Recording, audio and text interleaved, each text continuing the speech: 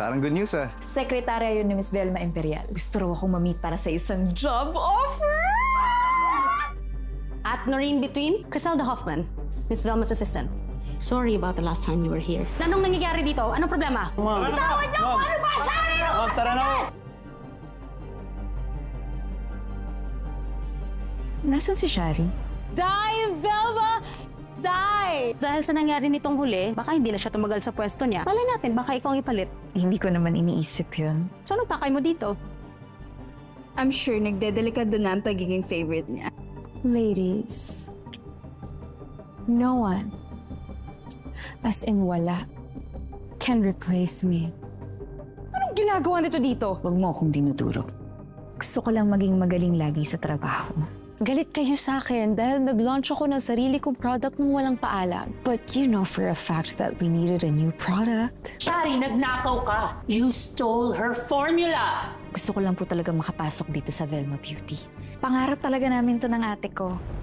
Sinong ate mo? Si Helena Alfonso. May kinalaman po ba kayo sa pagkamatay niya?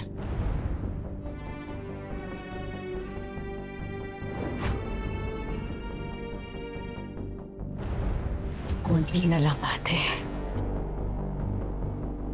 They got me so frustrated. Thinking I can't make it. All the efforts that I put out, my ideas just get shut down. It's a shame dying, mananagot kayo. Ganda-gandahan, tuwing oras ng pambagan, ang mundo ko'y kagandahan, baby.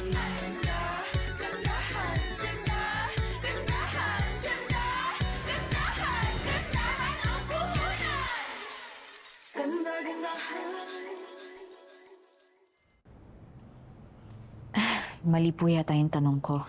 Ang ibig ko pong sabihin, baka po may alam kayo tungkol sa pagkamatay ng ate ko. You know, parang I think I remember something. Namatay yata siya dito mismo sa building na to. On her own volition. That's all I know. I'm really, really sorry about your sister. But you know what? I watched your reel. Natouch ako sa mga sinabi mo about Velma Beauty. Alam mo, kailangan ka namin dito. Miss Velma, ano naman mabibigay niya sa kumpanya na hindi ko kaya mabigay? I sold Pantasya Beauty products worth more than 1 million pesos. Sa live selling ko pa lang yun. Sure, to your fans. But that's becoming more and more limited. Remember when you used to sell 3 million in one day? Ngayon, kailangan na natin gumawa ng paraan kung paano ka mapalapit sa masa. Because you're becoming more unrelatable to them. And honestly, pretty soon, yung mga solid mong fans, wala na rin yung mga yon. Maluluma ka na rin. God, I can't with this! Miss Shari, sandali lang po. Ang mga kagaya ko ay iniidolo si Miss Shari. Kung ang tingin niyo po sa mga kagaya ko ay baduy, jologs, bakya, o basta yung hindi nakakasosyal, siguro po totoo yun. Pero dahil kay Miss Shari, lumalakas po ang loob namin. Very aspirational po si Miss Shari. Kaya hindi po siya maluluma sa aming mga fans niya. Then this is a perfect combination. You have Shari that's aspirational, at ikaw naman, Noreen, ang strength mo ay iyong relatability. So, ano po magiging trabaho ko dito? Assistant. My assistant. My other assistant. Bukod kay Sylvester. Ano po?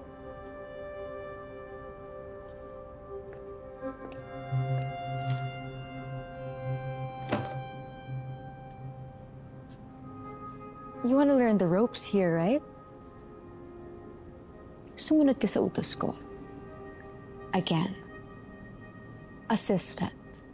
You're gonna work for me, not with me.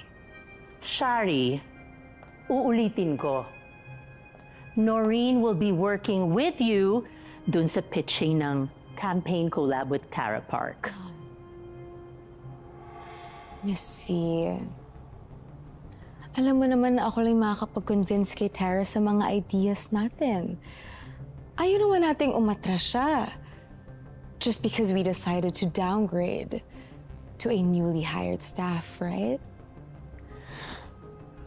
Sorry po ha. Ang gusto ko lang naman po ay makatulong sa Velma Beauty. Pero ayoko po makaabala kay Miss Shari. Buti naman alam mo yung lugar mo. Naabala ka. Shari, stop being so insecure. You know, she can be a big help to the company. According to her online stats, she's gonna be an asset to Velma Beauty. Me? Insecure? Sa babaeng to? Oh, come on, Miss V. Patunayan niya muna na kaya niya maging assistant ko. Baka doon pa lang sumuko na siya. Hindi po ako basta-basta sumusuko, pero alam ko rin na marami pa akong matututunan sa'yo. Then I guess that settles everything. Miss Noreen Alfonso, welcome to Velma Beauty. Ay, maraming salamat po.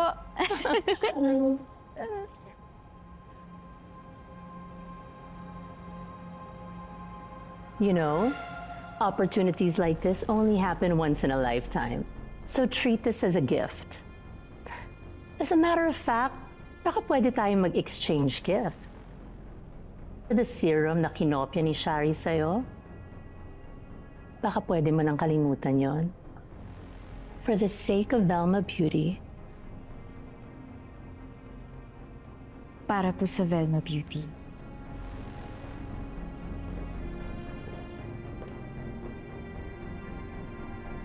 Pinapatawad na kita, Shari.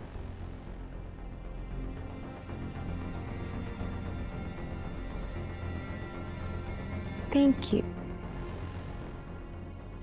For lighting the fire in me again. Noreen, I can't wait na makilala ka. For who you truly are.